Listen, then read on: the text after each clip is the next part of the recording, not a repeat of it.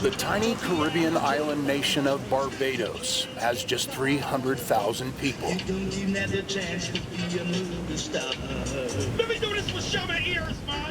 Barbados means the bearded ones, said to be named after the bearded fig tree indigenous to the island. Among the native heroes honored here in Barbados is superstar singer Rihanna.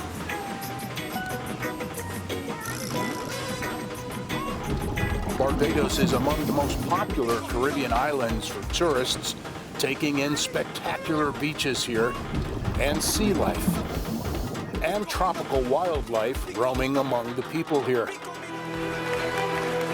And on the world stage, Barbados Prime Minister Mia Mottley in 2022 emerged as a powerful voice for developing countries like Barbados, demanding more be done to fight the wrath of climate change. Whether the apocalyptic floods in Pakistan or the heat waves from Europe to China. Mottley cites records that were broken again for greenhouse gas levels, surface temperatures, ocean heat and acidification, sea level rise, glacier retreat, wildfires around the world, all confirmed in a global warming report by the United Nations in March of 2024. Climate change-related calamities upending everyday life for hundreds of millions of people and inflicting many billions of dollars in economic losses in a world described as being in disarray. Our people on this earth deserve better. And what is more, our leaders know better. Leaders of the world now paying attention to Mottley's bold new initiative to deal with climate change. She calls it the Bridgetown Initiative, after the capital of Barbados, Bridgetown. An initiative, she says, that calls for helping developing countries like Barbados be able to afford to prepare for hurricane damage, for warming ocean waters causing fewer fish to be caught, and flooding. I come from a small island state that has high ambition. Mottley's initiative calling for the International Monetary Fund and World Bank to lower international lending rates for developing countries like Barbados, so these countries spend less money each year on paying back high-interest loans and spend more of it on fighting climate change and reaching net zero by 2050. Net zero meaning global greenhouse gas emissions from human activity are in balance with emissions reductions. And countries, therefore, are unable to meet the challenges of finding the necessary resources to finance their way to net zero. Mottley says net zero measures like constructing solar panel farms are not affordable because high-interest loans from international banks are causing developing countries to go into debt. Whereas in wealthy countries, referred to as the global north, the sky's the limit, thanks to interest rates as low as 1%. While impoverished countries, known as the global south, are saddled with interest rates as high as 14%. The global north borrows between interest rates of between 1 to 4%. The global south of 14%.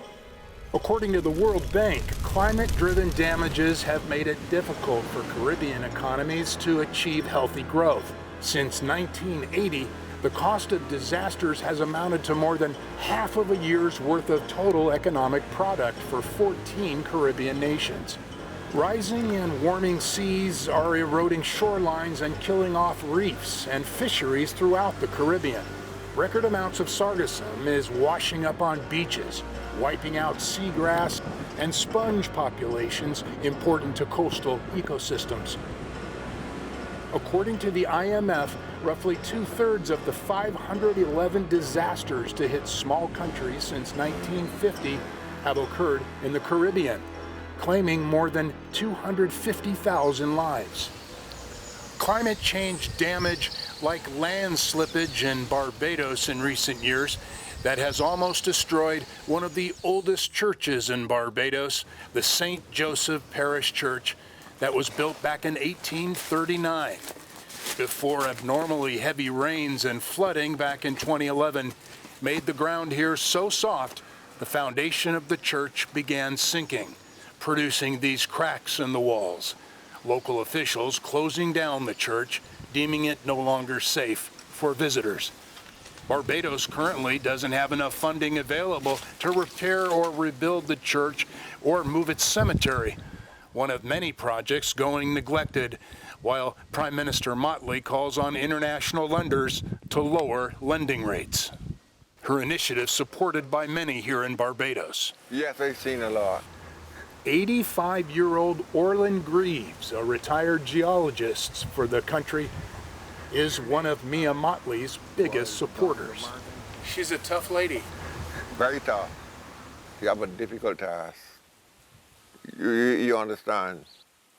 She have to fight very hard. Greaves recalls a time 30 years ago when the country's budget was not strangled by high interest rates from international loans like today, that he says have put a halt to most climate change projects like building seawalls. We need funding for a lot of things. Structures to prevent the water from coming into the land. World funding used to do that. Not now. Because high interest rates, people can't manage it. They can't. Dr. Cedric Van Merbeek, climatologist with the Caribbean Institute for Meteorology and Hydrology, based here in Barbados, says one of the many hazards caused by climate change, increasing numbers of heat waves, concern him as much as anything else. We all know hurricanes, we all know droughts, we all know flooding, and in recent years we all know what a heat wave is. Even in the Caribbean, which a long time wasn't experiencing heat waves as a significant hazard, last year has brought us such high temperatures that we really saw the impact on our health, on our education. He says longer and more extreme heat waves he's seen as a university professor here put more stress on students at all levels of school across the Caribbean and their ability to learn. Imagine that you're a school kid. In the Caribbean, school children do not typically have access to cooling devices such as ACs. Now imagine that the temperature inside the classroom goes up to 35 degrees Celsius or 95 degrees Fahrenheit. That is really, really high for them to retain their level of focus that is required to learn. So really and truly, heat has become a hazard. So people are more aware of that.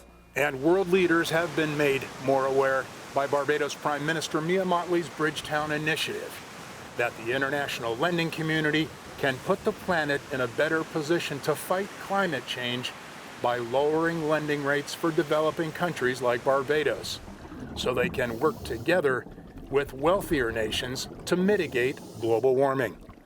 It's the only way, says Barbados wise man Orlin Greaves.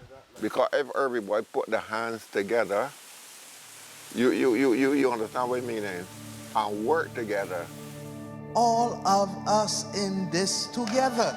Mia Motley says the very existence of her own country, Barbados, is at stake.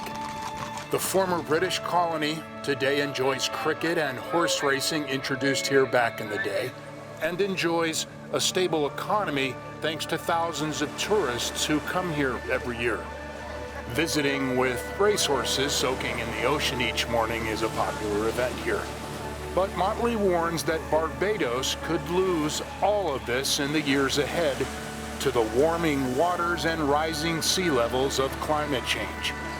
The question, she says, is whether world banks will make fighting climate change a priority over profits and lower interest rates for developing countries like Barbados. I ask us today, what will our choice be? We have the power to act or the power to remain passive and do nothing. Mia Motley's Bridgetown initiative in early 2024 led to lower interest loans for developing countries to as low as 2%. Additionally, Many banks are now allowing developing countries like Barbados, if they're faced with climate change disaster expenses, to pause paying on loans for up to 2 years, to concentrate available funding on fixing damaged infrastructure like roads and seawalls. Right, there you go. Stand by!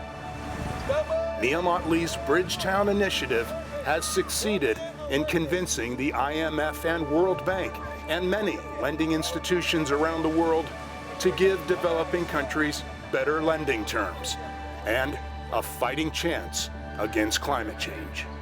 To save this earth and to save the people of this earth. The choice is ours. What will you do? Let's go. Deep breath in and out. Deep breath in and out.